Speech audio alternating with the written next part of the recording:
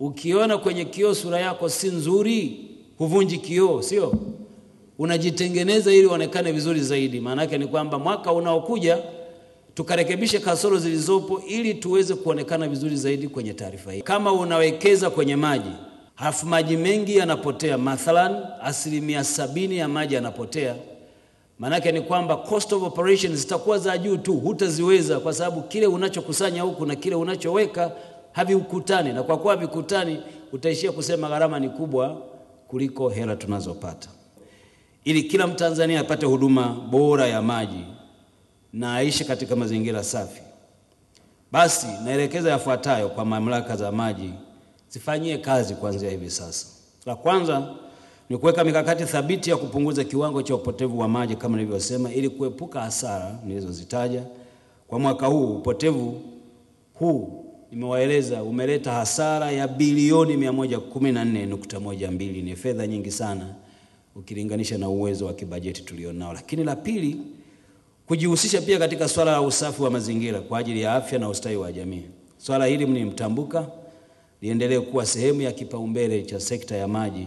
Nimejulishwa vile vile wizara imeandaa mpango mzuri sana au mwongozo wa usimamizi wa huduma ya maji safi na tope kinyesi. Naomba mwongozo huu ulenge kutoa mwelekeo wa kitaalamu na hatua za utekelezaji zinazolenga kuboresha hali ya usafi wa mazingira na upatikanaji wa maji. Na kwa msingi huo basi naziomba mamlaka zote husika kuhakikisha kuwa zinausoma kwa kina mwongozo huo na unatekelezwa kwa vitendo, usisalie kwenye makaratasi.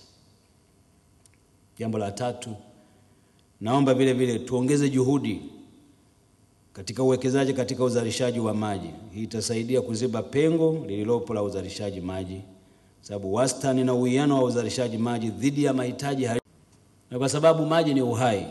Kwa hiyo uhakika wa maji safi ni msingi bora wa afya na ustawi wa jamii yoyote duniani. Mtakubaliana mimi kuwa Mwenyezi Mungu amefanya maji kuwa rasilimali na zawadi ya bure kwa binadamu kutoka kwake yeye mwenyewe. Na mtakubaliana mimi kuwa rasilimali ya maji kama zawadi ambayo tumepewa na Mungu ni haki ya kila mtu, kila kiumbe.